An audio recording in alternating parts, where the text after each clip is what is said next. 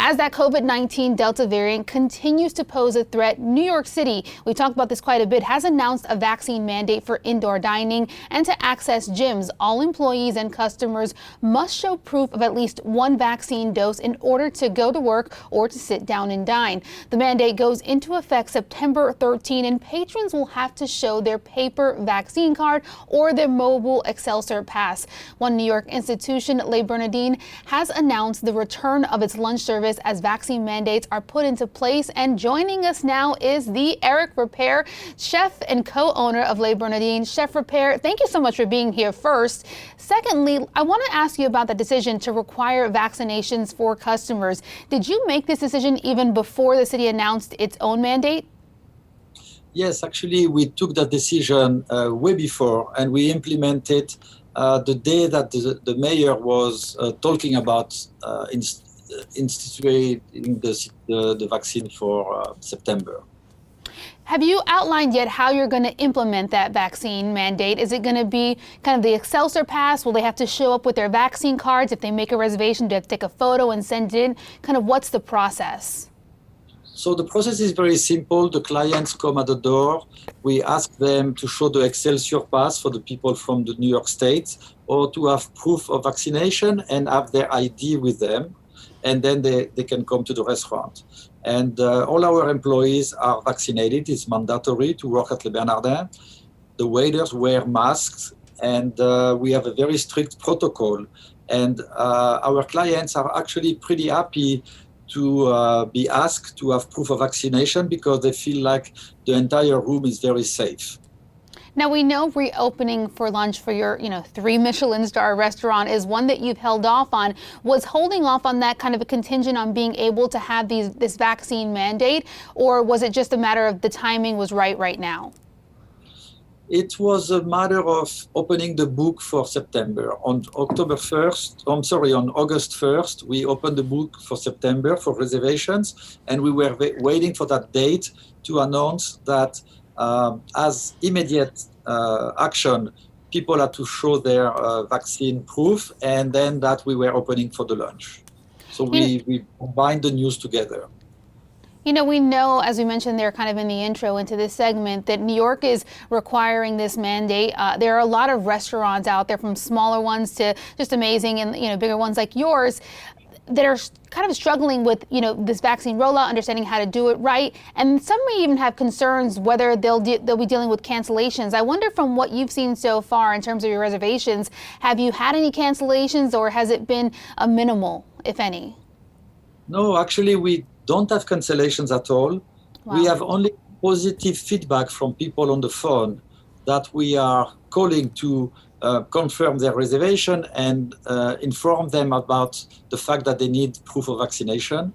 And whoever makes a reservation, we announce them as well what they need to do to have access to the restaurant. The clientele is extremely positive, and we have some amazing feedback. The only thing that we were challenged a little bit with was on social media, where we had a bit of backlash. Yeah, well, social media will do that, but I'm sure it's encouraging for other restaurant owners and maybe even some other customers of other establishments, knowing that so far it's been a positive feedback, at least with your actual customers. I want to ask you about the past year, because it's no secret the restaurant industry overall, this has been a doozy, to say the least. It's been a struggle, again, for the last 18 months or so. What was the pandemic like, for Le Bernardin? We closed Le Bernardin on March 13 of 2020, before the mayor and the governor made it mandatory for all the restaurants to close, because we wanted to be preventive. We wanted to have safety for our team and for the clients. And then it was extremely painful to be closed with no help from the government at the time. The PPP didn't apply to restaurants because we didn't have employees. We were completely closed. Indoor dining was closed.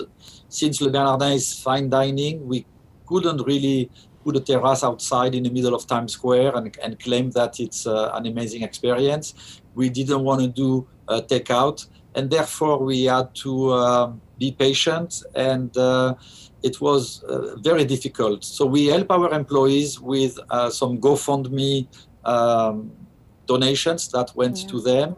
We had some clients that made big donations. I find some jobs for some of the employees as private chefs and in other sectors of the food industry. And then we worked with our landlord and finally reopened a little bit in the fall, closed again, and reopened. And since March of this year, we are open and only at night until the 15th of September. But what I have to say is that New York is back. It's very vibrant, and the restaurant is doing extremely well. We are packed at night. It's very difficult to get a table. Yeah, we know in addition to kind of the up and downs of reopening and helping your employees, you were also helping New Yorkers around, here in the city and around the state with City Harvest, this partnership to feed New Yorkers over the past year and a half. Tell us about that partnership. Yes, so what we did from May to December of 2020, we were cooking meals for doctors and nurses that were coming from out of state to support New York hospitals. And then we were cooking 400 meals a day for shelters for people that were in need of a meal. So we were working with City Harvest and World Central Kitchen from Jose Andres. And then when we opened Le Bernardin again, we decided to give $5 per client that dines with us to City Harvest. And that allows the organization to feed one person for a day. And so far, we have been able to help 100,000 people. Wow, that's just phenomenal. We know the need went up dramatically during the pandemic. Before I let you go here, I want to get back to some positive news. Lunch reopening, as we mentioned earlier. Can you tell us about anything exciting new on the menu, especially with this lunch debut? Yes, of course, we are going to have a lot of new dishes on the menu for the fall. And since it's the truffle season, the white truffle season starting, probably we will have, actually you have a picture of a tartare with truffle, and I see another carpaccio with caviar, but we will have many more new dishes, and we will still be helping the community in need. And we are excited because we have a lot of reservations already for the month of September. Well, I want to reiterate what you said a little while ago. New York City is back. Glad to see that lunch service at Le Bernardin is back. And thank you so much for being here. Eric Ripert, chef and co-owner of Le Bernardin.